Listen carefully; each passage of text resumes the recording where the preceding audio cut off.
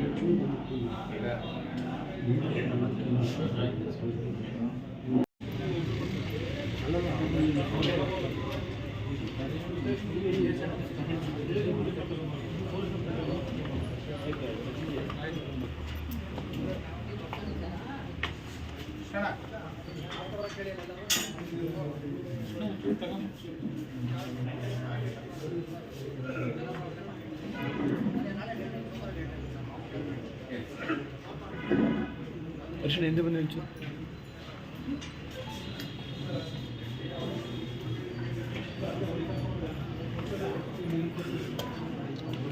ಅಲ್ಲ ಕೂತ್ಕೊಳ್ಳಿ ಇವರೇ.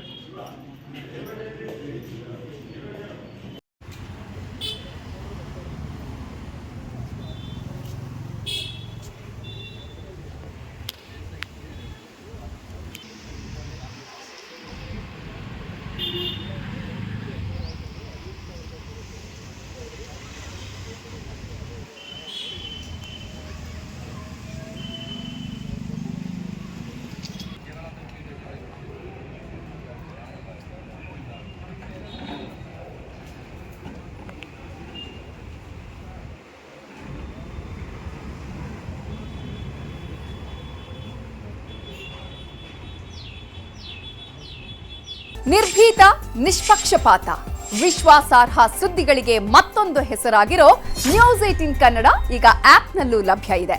ದಯವಿಟ್ಟು ಇಲ್ಲಿರೋ QR ಕೋಡ್ ಅನ್ನು ಸ್ಕ್ಯಾನ್ ಮಾಡಿಕೊಂಡು ಆಪ್ ಡೌನ್ಲೋಡ್ ಮಾಡೋದಕ್ಕೆ ಮರಿಬೇಡಿ. ನಿಮ್ಮ ಬೆಂಬಲ ಹೀಗೆ ಸದಾ ನಮ್ಮೊಂದಿಗಿರಲಿ. ಧನ್ಯವಾದ.